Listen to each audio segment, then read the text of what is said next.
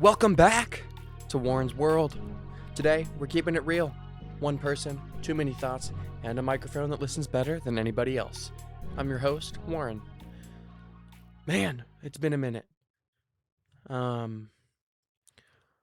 think in my last episode we left off was very rapid fire. I had my first episode, then I had my second episode, I think a day or two later. Just getting the ball rolling. But then since then, I had school had been coming to a close. The holidays were coming around the corner, and they're still here. It's currently December 10th, I think, or 11th. But yeah, man, I have just been so freaking busy. Exams, finals, writing papers, studying, traveling. Man, looking for a new job, because this is not my job. But anyways, it's good to be back. I don't want to bore you guys with too much of an intro. So let's get right into our topics that I have set up for today. Yeah, first of all, happy holidays, happy Thanksgiving, belated Thanksgiving. Christmas is in a week or two, a couple weeks. At the time of watching this, Christmas is probably going to be even closer. So, make sure you're doing that shopping, looking for a gift for somebody. Unexpected first topic. Let's talk about gifts. If you haven't gotten your gift for a special somebody, that's okay. But I think that is really important, especially to get like your mom, dad, those really, really immediately special people in your life, a gift, girlfriend, boyfriend. And man, it doesn't have to be much. Get them a handwritten card, like make one. Even if it's just something simple. Hold on, I'm getting a call.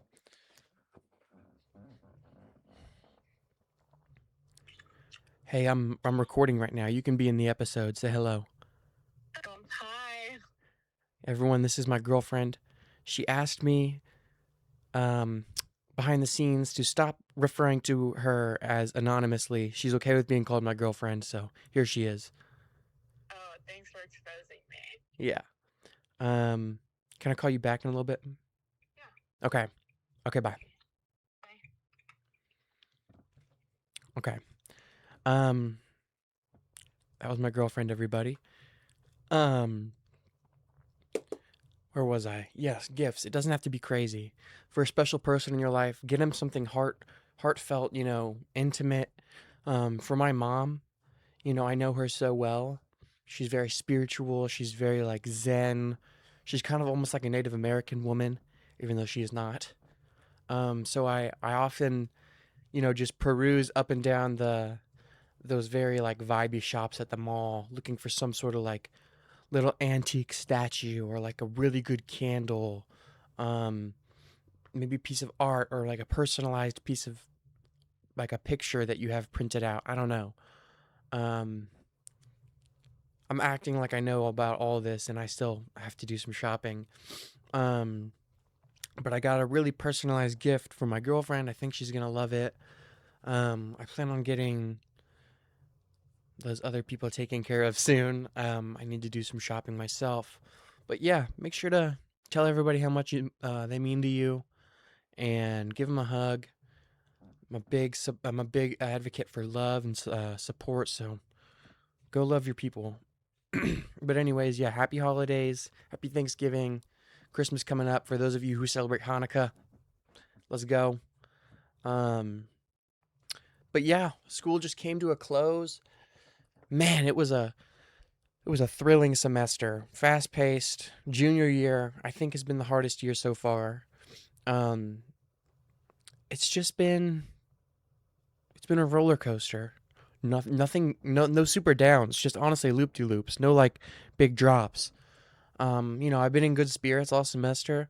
I've had my history with mental battles, but I've been pretty consistent this semester with just staying positive and you know being proactive, not getting too behind so that I don't get in a rut. Um, Finals went pretty well, I think. You know, apart from the stress that they cause you, but other than that, I don't think I'm gonna get. I just turned in my last assignment. I don't expect to get below a 90 on that.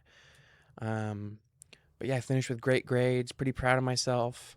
Ready to take a little bit of a break, for sure, over the Christmas holiday. But with that being said, I am looking for a job. I've applied to a bunch of coffee shops specifically. I don't know what it is, but I really want to work at a coffee shop. I just think that'd be a really vibey environment. Um, whatever. Let's move on.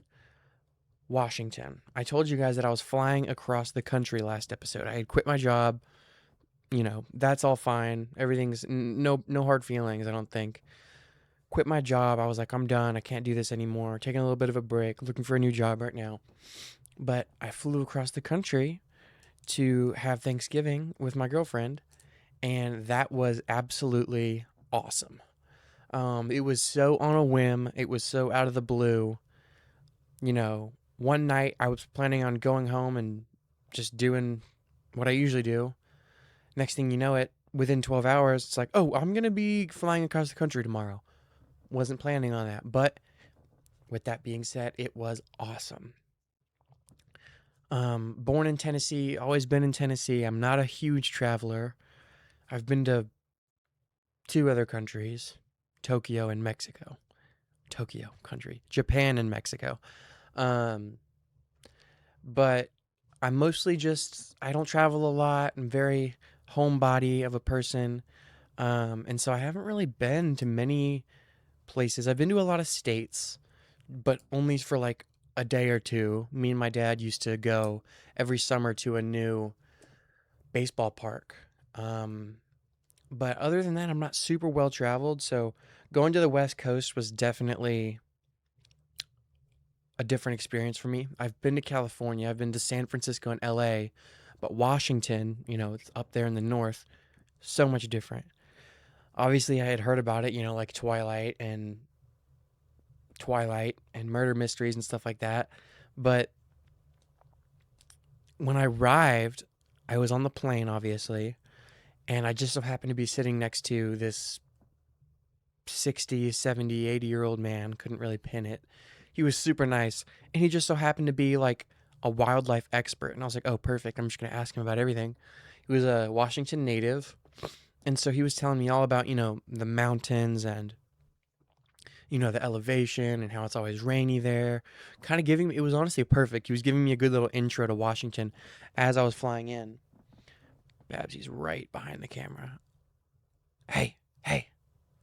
But yeah, he really gave me a good setup. But I land, um, girlfriend's coming to pick me up. Land, navigate SeaTac, their international airport. Oh my gosh, that airport sucks. It's just so big and cluttered, and you have to take, the underground, like the subway system to get from terminal to terminal. But I had never been there, obviously, and so navigating that was a little difficult. Kind of like a high stress environment, but it all went smoothly. Honestly, got off the plane onto the subway. But girlfriend comes to pick me up, and we start driving, and instantly I'm like, oh my gosh, this city is doomer gloomer, like gray as hell, rainy, wet, just you know, it's depressing, but beautiful. Like it's rainy, it's gray, it's gloomy, but the foliage is so full, and they got a lot of evergreen coniferous. I don't know, but that kind of vibe up there in Washington, and it was beautiful. All sorts of wildlife that I had never seen before. Um, so she takes me to her house, and her family's house, and it just so happens to be on one of the lakes, one of the fingers of the lakes, one of the outlets. Um, Super cool. They're right on like the beach, and the beach for them is like rocks and pebbles, and so not really any sand. But one of the first things we did when we got there, she obviously gave me a tour of the house, and I was like, I want to go see some stuff. So she took me down to their little private beach area on the water, and it was raining. We put on our raincoats, very gray outside, but it was beautiful. We were looking out at the water. You can see, I think it was Mount Rainier. Um, Really beautiful view straight from the back patio of their house. When we were talking about it, it must have been like 10, 15 miles away. I don't know how far away it was. But you could see Mount Rainier and its snowy mountain peak. It was beautiful, and we were flipping over rocks. And there was like tiny little crabs. Never seen anything like that. But that was super interesting. Um, but speaking on the nature of Washington, her and I, it was a day or two after Thanksgiving, either Friday or Saturday, we decided to go take a little walk, like a little hikes slash walk at one of the local parks. Like a little, or it wasn't like a hike with like rocks and stuff. Like it was trail blazed and pretty easy walking. And it was beautiful, you know, big trees, lots of like marshy areas, a little bit of water. But so it's late November, you know, Thanksgiving around that time, and so I we start walking, we keep walking, we start to smell, and we're like, oh my gosh, it smells like death. Like it was smelled like a dead animal, like straight ammonia. And that's actually what we were there for. We were looking for the creek at this one certain river, like a little creek that feeds into like, you know, a big system, because at this time of the year, the salmon, yeah, I think yeah, the salmon are swimming back upstream, um, you know, to lay their eggs and do their spawning. And so we were looking for that creek because I really wanted to see the salmon swimming upstream. I've never seen that. But we start walking and we're like, oh, I can smell it because we were a little late in the season. You know, when they first start swimming upstream, they're very lively, very energetic, ready to go, you know, reproduce to carry on the next generation. And but when we had gone, they had already made their nests, they had already mated. So this was kind of like, if you don't know about salmon, and correct me if I'm wrong in the comments, they pretty much swim upstream with the sole purpose of breeding, and then like if they die, like that's kind of just what happens. They kind of just swim to death after that. There's really no purpose to go back downstream, so they kind of just sit there and swim with the stream until they die. And so when we got there, it's kind of when that had been happening for about a week or two, and so we start smelling it, and we're getting closer. As we approach, we can really see the stream, and then we're like, oh my gosh, they were everywhere. Just like hundreds and hundreds, probably thousands of dead salmon throughout the entire creek. But, you know, every little rock that was poking out of the water was just like a landing zone for them. So, like, every branch that was like poking out of the water, there's just fish hanging off of it. Um, Dead fish buried somehow in the mud, like dead fish everywhere. But also a good number of still living fish, which is really cool to see, you know, swimming against the current. I think they were Chinook salmon, so they weren't necessarily as like probably pink as you guys are envisioning them. They were more brown and speckled and had like a black streak on the side, but some of them were living and, you know, they were swimming and swimming against the stream. They'd get little bursts of energy, but it was sad seeing them all kind of just fade away, you know, swim themselves to death basically. But it was also just beautiful, like seeing that life cycle like being completed, being like, oh, they traveled all this way to mate in these like probably this. I mean, this is the same place that they have mated their entire lives because they're born in one spot, they swim downstream, and then they swim back to where they were born to mate. So like they've been doing this in the same creek forever. You know, you could just like to see that was very cool. And eventually we ran into two Washington natives, very Washington, you know. They got the beanie and the big beards and the black frame glasses and the gauge earrings and the hand tattoos. Sorry if you're from Washington, but like I'm stereotyping you right now. But I was basically asking them about the salmon, and they were kind enough to give me all this information that I just shared with you. And I mean, I knew a little bit beforehand, but seeing it in person was just like, wow, this is crazy. Um, but yeah, that was pretty much my trip to Washington. I just got so wrapped up in the salmon. Um, Man, that was really cool. And then we flew back that Sunday. Went back to the last week or so of school. Closed it out strong, man. Straight A's. But I do have some more topics here. There's not really a good segue. Um, this kind of goes with school closing, but like motivation to finish. Um, I guess one thing that I can say about this is like the podcast, like motivation.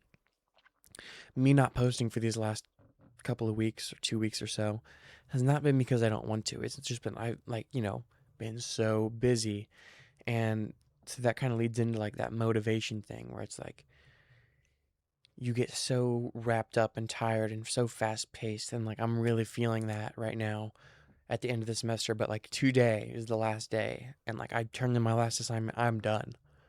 I got nothing to worry about. I already feel, and I'm my energy is so much better. But like these past 2 weeks have definitely been hard. And like one thing that I wanted to talk about was like the gym for me. And like I'm a huge fan of the gym. I've been going for a while. I started in COVID. I've probably already talked about this. But just getting in there consistently has been really difficult recently. And I mean, I'm sure that has to do with just like the intensity of these last month of school. But man, I beat myself up about it.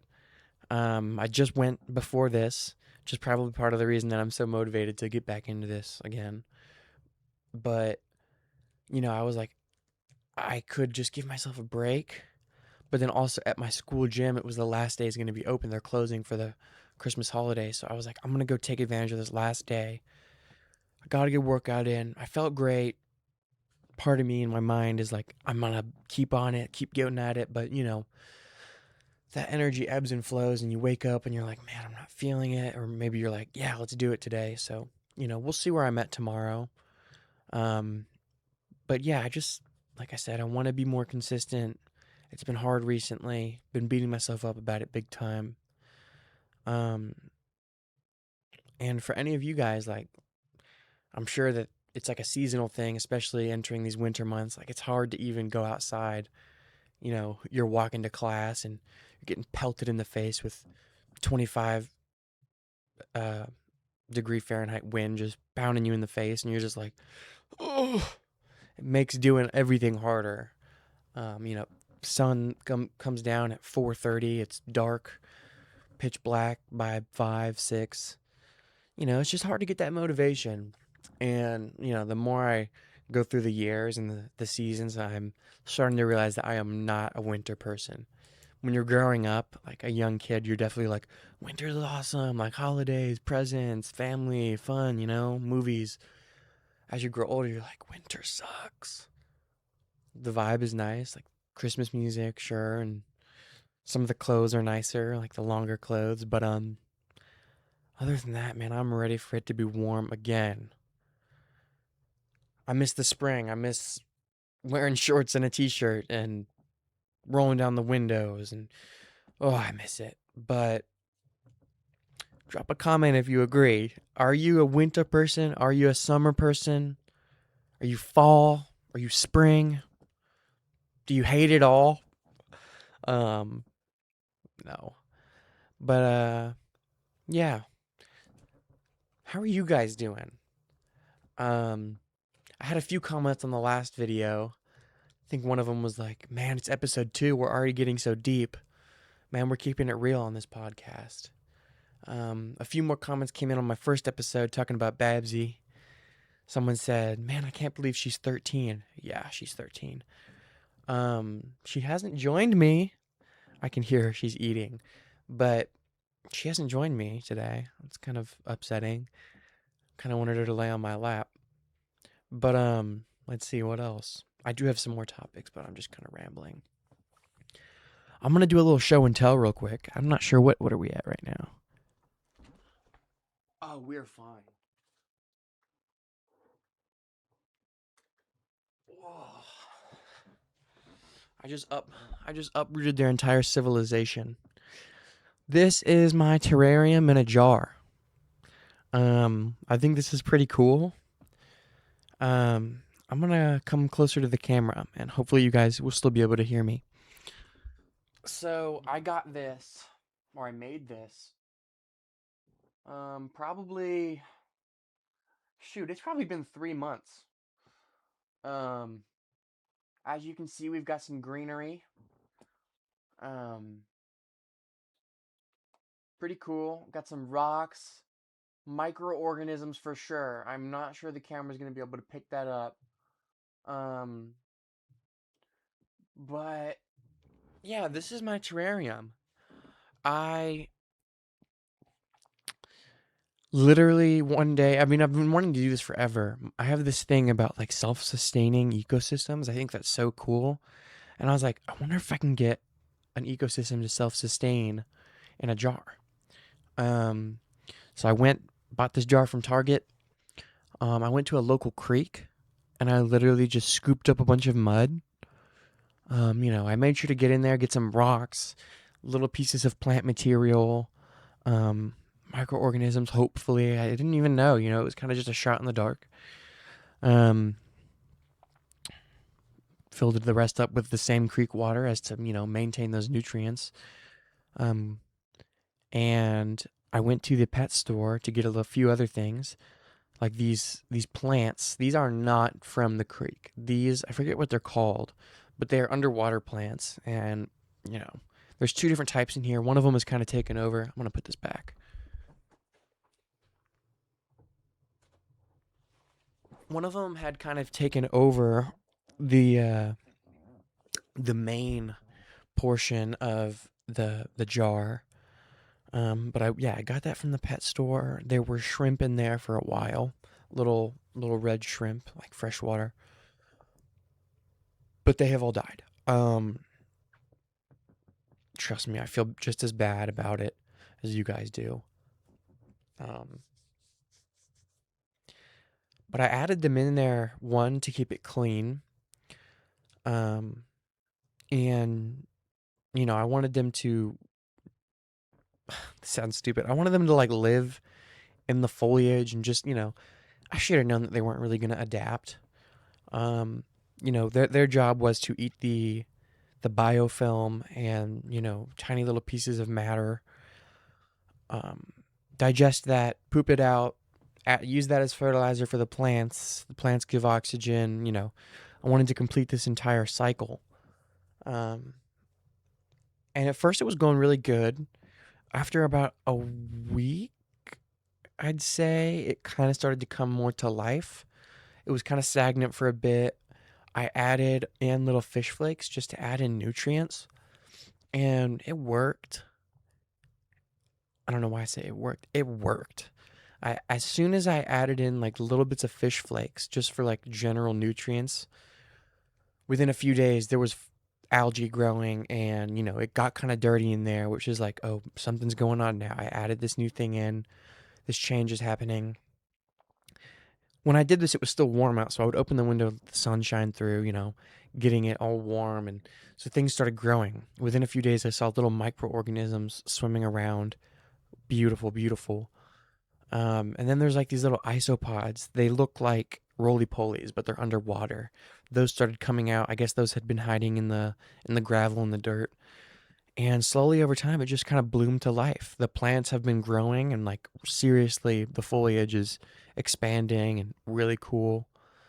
Sometimes I just sit here and watch it in the morning when the sun comes through, and I can just see every little organism living its life. Sometimes I'm like, man, I kind of want to live in there. It's beautiful. I might upload a video, or maybe I won't. But that's another thing I want to talk about is just like the expansion of my channel. I'm not really sure what I'm gonna do yet. I think it's gonna maintain this format for a little bit, just straight up me and the camera. Like I said, we might have some guests on, which is not hard to do.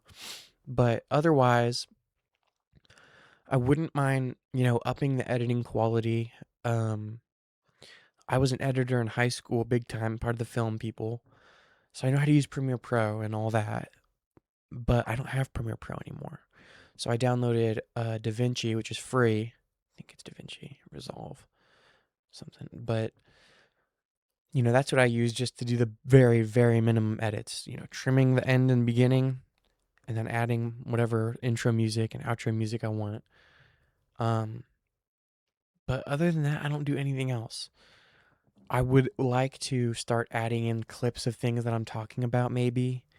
Um, I'd like to maybe do like different types of posts on YouTube. Like, obviously, the podcast series is going to keep going, but like doing different format videos, like a short form, just to like I might upload a YouTube short just showing off my terrarium with a better angle and view and during the sun during the day so you guys can see it.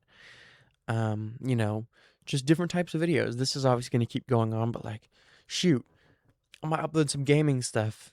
Let me know, guys. Do you want to see Warren's World Gaming? It wouldn't be a separate channel, but it would be a different series. I got a good computer to play some games. That's what I'm recording this on. But I just think that'd be fun, a different a different outlet because I'm sure I would talk about random shit while I'm playing video games too. Um, but it'd be also just interesting, different format. Other than that, I don't know if I'm gonna start an Instagram for this. It feels like too much work, but gotta grind somehow. If I get more subscribers, if this gets any more traction, maybe I will. But for now, this is just on YouTube strictly.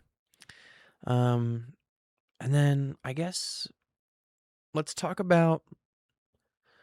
I think the title of this video. Let's talk about brain rot. Holy shit! It has gotten to the point where I'm scrolling through, and it is literally a flashbang of information. Literally like Neo from the Matrix being plugged in. He's like, oh my God, just sensory overload. And why is it funny? Like, why is it funny? Um, it's so dumb. Just like AI generated bullshit that is so fast paced. And it's like there's a new meme every day. For some reason,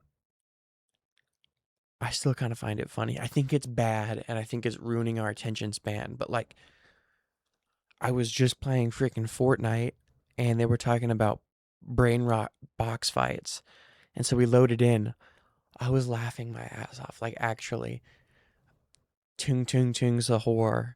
You shoot somebody in Fortnite and all of a sudden you got these brain rot memes and I'm like, oh my God, this is crazy. But it's just gotten to a new level. I don't know, like I feel like everything I scroll through, there's like a new niche meme every 2 seconds. My favorite one right now is the niche baby. Love that one. Um, it's just so random. And also, I was talking to my girlfriend about this the other day. I think the best aspect of social media, come here, has to be the comment section. Just like the video can be funny, but I think like when you open the comment section, you just see that first thing and you're like, bro, it makes it just that much better. Um, come on, come here. But yeah, brain rot is freaking crazy. And with that is like AI. Like AI is actually, I think we all know this, AI is getting out of hand. Like some of these videos genuinely look so real. Like it's a video of like a construction site collapsing. And I'm like, oh my God, that's awful. Like I check the comments to see if it's real and it's like, this is AI. And then I watch it back and I'm like, oh my gosh. Like, how did I not catch this? I'm 21 years old. Like I'm with the times. And I used to make fun of my dad for like sending me reels and I was like, Dad, this is AI. Like this is not real. And now I'll be watching a video and I'm like, oh, that wasn't real. Like, oh my gosh. Um, and just like the use of AI in general is just getting crazy. Like, I was watching a 60 Minutes episode with my dad the other day at dinner, and they were talking about trigger warning. They were talking about this girl who had been using chatbot AI or something, character AI, I think is the app. She had been using character AI to like communicate with these like personas, AI personas. One of them was Travis Kelsey. Um, but she was getting like just life advice from these things, talking to him for like hours on end. And she would tell her parents that like she was just, doing homework up in her room when in reality she'd be talking to these AIs. She was like 16, maybe 15 years old, and she was talking to them every day nonstop. She was like not in a good place in life. And eventually she was like, I am going to take my own life. Like she told the AI chatbot like what she had been going through and her thoughts. And it gave her no consultation. It kind of just was like, you need to like don't tell anybody about this, don't, and I guess I forgot to mention that she was having like sexual conversations with the AIs, and like, don't get me wrong, like it's definitely like there's a curiosity with like certain AIs, or like, are you allowed to talk about this? Are you allowed to talk about that? But she was repeatedly having like these crazy conversations with AI, or it was like telling her to do things and telling her, don't talk to your parents, and she ended up taking her own life. And this has happened like multiple times in the US alone, where like kids are confiding in these AI chatbots and they are being led down these paths of like secrecy, and they're being told like don't tell your parents about this. And that's like what 60 Minutes was saying. Like that's predator behavior. Like that is textbook predator behavior of like this is only between you and me. Like make sure that this stays confidential. Like basically grooming these children into not being open about like their serious struggles to the point where they're not talking to anybody and then they end up doing something like that. And so I'm just like, I don't know how we got from Brainrot to AI, but I think that just like the use of AI has gotten to a point where like it's good for some things, but for a lot of kids right now, I think that it's going to be like, it's like cigarettes for children in the 50s. It's like they didn't really know the effects of it. And obviously, like, this is a pretty obvious statement. I think a lot of us are thinking this. We don't know the effects of AI. Like, we don't know where that's going. And so to have like no restrictions on it like that, and for kids to be able to do these sort of things is so scary. And like my generation, I'm 21, like we just escaped it. Like I was 17 going on 18 when it came out. And don't get me wrong, that's still a vulnerable age. But like I was at that tail end where I could sort of distance myself and be like, this probably isn't all right. Like I had that self awareness. Like I was probably at the stage 4 of Piaget's development, but like your brain can be at a certain point, those younger kids when AI came out are so susceptible and don't know. They're not self aware enough to be like, this is probably not good for me to be talking to it like this. I think there's probably millions of children out there that talk to it like it's a real person, basically use it as a friend. And don't get me wrong, like I do my experiments with AI where I'm like, hey, are you real? And I start like trying to like, demask it or whatever. But I think a lot of children see AI as like a general outlet of like somewhere they can go to talk about their problems. And I think that's really dangerous. I think, it's killing, not killing, but it's really desensitizing us or taking away that aspect of like real human connection, of like really reaching out for help if you need it. And I'm not even talking about mental health. I'm talking about if you need help on homework, now kids are asking AI. Before, like way before on I mean, like when I was in 6th grade, 7th grade, it was like you texted a friend, like, hey, do you know how to do this? Or, you FaceTimed somebody, or you went to your parents and you're like, do you know how to do this type of math? And if not, you were kind of screwed. Now it's like you can kind of just feed it to AI and it'll just do your homework for you. And it's like you can get through school realistically with that and probably not get caught. And so it's like, are these kids learning anything? And I'm not being hypercritical. I think it's sad. Like I'm not judging them for them. I'm empathetic in that way. I'm like, they are gonna have effects from this, and you know, it's up to us older people to like, how do we how do we combat this? This 60 minutes thing that I was talking about, from that company Character AI think it's Character AI, they were hearing about these sort of situations going on, and so they added an age limit or like a thing that you have to click on to get past it. And the 60 Minutes people literally demonstrated they don't verify. All you do is you put in a fake date of birth and you're in. You can access all those features to AI that you shouldn't be able to. And so, it's like, how do we combat this? It's like the Wild West era of AI, where it's like, there are not really any laws. They say that there are, but they're so easy to get around. It's kind of like how the cowboys were. And so, for our generation, like the 20 to 28, 25 year olds, that was the internet for us. It was still unregulated, all that kind of stuff. And so, that was kind of our version, but now it's like the AI era. Um, and man, I wonder where this is gonna go. I didn't believe it would really ever get to. I mean, of course, I was optimistic for the future of technology, but when I'm scrolling through social media and I can't distinguish a real video and a fake one, like some of them are really good. Obviously, there's like the ones where you're like, oh, that's obvious. Some of them are really good, and that's scary. Um, One thing I can promise you though is that this is not AI. This is a real podcast. We keep it real here. Um, you know, Sorry, that took a little bit of a philosophical turn, but yeah, that's AI, brain rot. I guess my last topic for today. I don't know if this is a long episode or not. My computer monitor went to sleep, but something that we were talking about in our philosophy class that I took this semester was revenge. Um, you know, is revenge real? Is it good? Is like I think that's a fair question. Is revenge real? And so we were talking about that. My philosophy teacher was great. Shout out, professor. If you come across this video, kudos to you. Send me an email. But she was a great professor.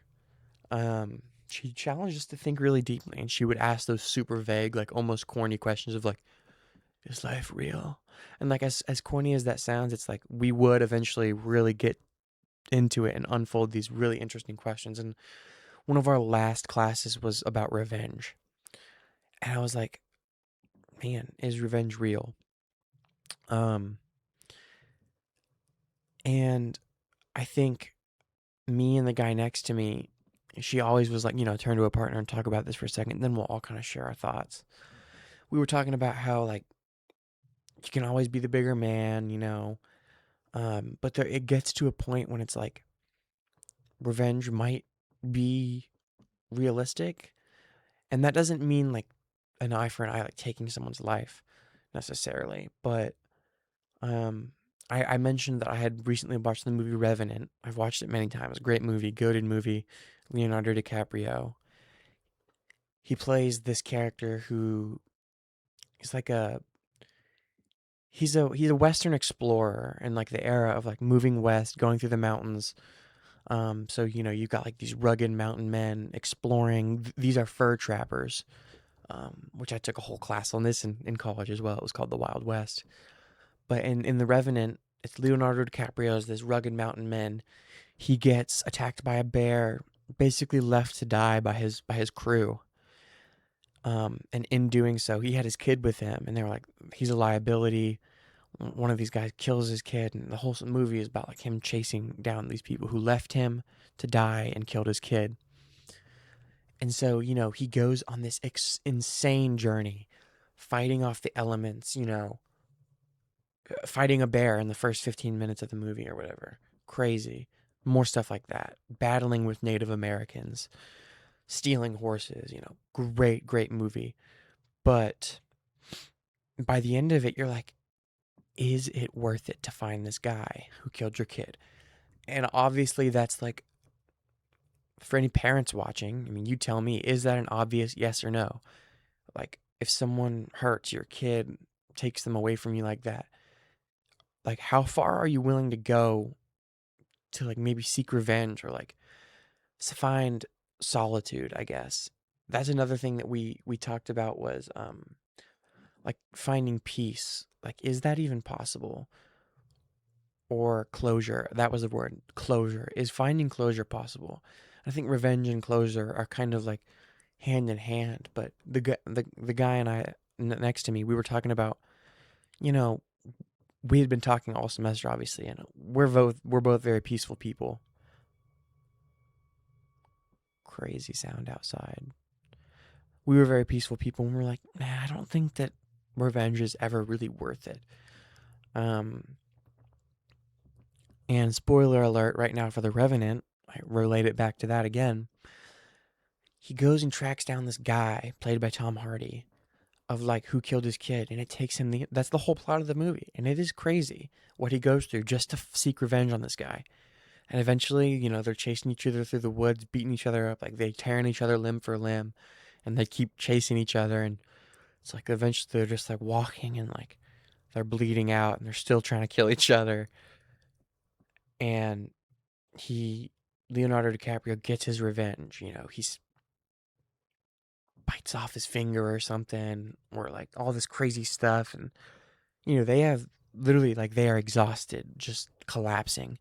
And with that last bit of energy, Leonardo DiCaprio sees this group of guys, not guys, group of, well, yes, guys, this group of Native American guys, like, come up to across the creek where they were fighting.